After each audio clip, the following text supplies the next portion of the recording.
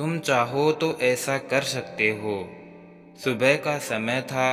गुरुकुल में हर दिन की भांति गुरुजी अपने शिष्यों को शिक्षा दे रहे थे।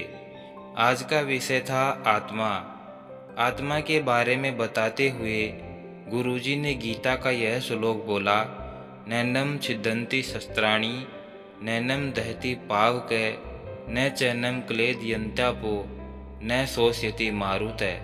अर्थात आत्मा को न शस्त्रों से छेदा जा सकता है, न अग्नि जला सकती है, न जल उसे गला सकता है और न हवा उसे सुखा सकती है। इस आत्मा का कभी भी विनाश नहीं हो सकता, यह अविनाशी है।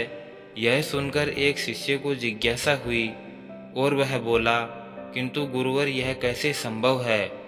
यदि आत्मा का अस्तित्व है, वो अविनाशी है, तो भला वो इस नाशवान शरीर में क्यों और कैसे वास करती है, और वो हमें दिखाई क्यों नहीं देती? क्या सचमुच आत्मा होती है? गुरुजी मंद मंद मुस्कुराते हुए बोले, पुत्र, आज तुम अपनी रसोई घर से एक कटोरा दूध ले लेना और उसे सुरक्षित अपने कमरे में रख देना, और कल इसी समय वह कटोरा लेकर यहाँ उपस्थित हो जाना। शिष्य ने ठीक वैसा ही किया। अगले दिन शिष्य कटोरा लेकर उपस्थित हो गया। गुरुजी ने शिष्य से पूछा, क्या दूध आज भी पीने योग्य है? शिष्य बोला, नहीं गुरुजी, यह तो कल रात ही फट गया था। लेकिन इसका मेरे प्रश्न से क्या लेना देना? गुरुजी शिष्य की बात काटते हुए बोले, आज भी तुम रसोई में जाना और एक कटोरा दही ले लेना, और कल इसी समय कटोरा लेकर यहाँ उपस्थित हो जाना। अगले दिन शिष्य सही समय पर वहाँ उपस्थित हो गया। गुरुजी ने पूछा, क्या दही आज भी उपयोग के लिए ठीक है? शिष्य बोला, जी हाँ गुरुजी, ये अभी तक तो ठीक है।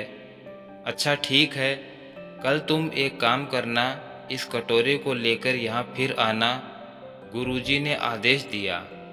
अगले दिन जब गुरुजी ने शिष्य से दही के बारे में पूछा तो शिष्य ने बताया कि दही में थोड़ी खटास आ चुकी थी और वह कुछ खराब लग रही है। इस पर गुरुजी ने कटोरा एक तरफ रखते हुए कहा, कोई बात नहीं, आज तुम रसोई से एक कटोरा घी लेकर जाना और उसे तब तक मत लेकर आना जब तक वो खराब न हो जाए। दिन बीतते गए पर घी खराब नहीं हुआ और शिष्य रोज खाली हाथ ही गुरु के सामने उपस्थित होता रहा। फिर एक दिन शिष्य से रहा नहीं गया और उसने पूछ ही लिया, गुरुवर, मैंने बहुत दिनों से पहले आपसे एक प्रश्न किया था कि यदि आत्मा का अस्तित्व है और वो अविनाशी है, तो भला वो इस नाशवान शरीर में कैसे वास करती है, और आत्मा हमें दिखाई क्यों नहीं देती? क्या सचमुच आत्मा होती है? पर उस प्रश्न का उत्तर देने की बजाय आपने मुझे दूध दही घी के चक्कर में उलझा दिया। क्या आपके पास इसका कोई उत्तर नहीं है?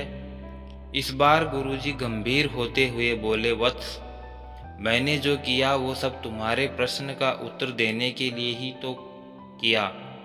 देखो, दूध दही और घी सब दूध का ही हिस्सा है, लेकिन दूध एक दिन में खराब हो जाता है, दही 2-3 दिनों में, लेकिन शुद्ध घी कभी खराब नहीं होता।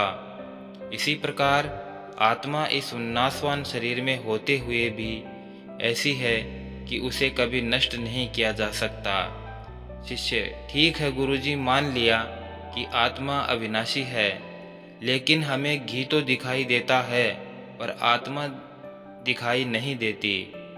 गुरुजी बोले, घी अपने आप ही तो नहीं दिखता ना, पहले दूध में जामन डालकर दही में बदलना पड़ता है, फिर दही को मथकर उसे मक्खन में बदला जाता है, फिर कहीं जाकर जब मक्खन को सही तापमान पर घंटों पिघलाया जाता है, तब जाकर शुद्ध घी बनता है, जो कभी खराब नहीं होता।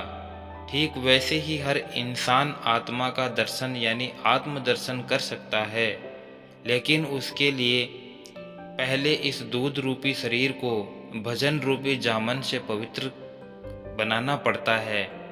उसके बाद कर्म की मथनी से इस शरीर को गरीब दुखियों की सेवा में मथना होता है और फिर सालों तक साधना व तपस्या की आंच पर इसे तपाना पड़ता है।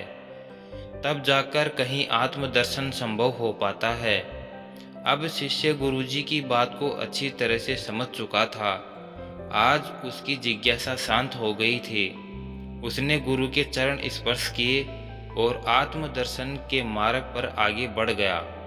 तो दोस्तों, उम्मीद करता हूँ कि ये कहानी आपको एक अच्छी सीख देती है। अगर आपको यह कहानी अच्छी लगी हो तो एक प्यारा सा लाइक करें और साथ ही साथ चैनल को सब्सक्राइब कर बेल आइकन ज़रूर प्रेस कर लें, ताकि आने वाले नए वीडियो की नोटिफिकेशन आप तक सबसे पहले पहुंच जाए। वीडियो को अंत तक देखने के लिए आपका दिल से बहुत बहुत धन्यवाद। जय श्री श्याम।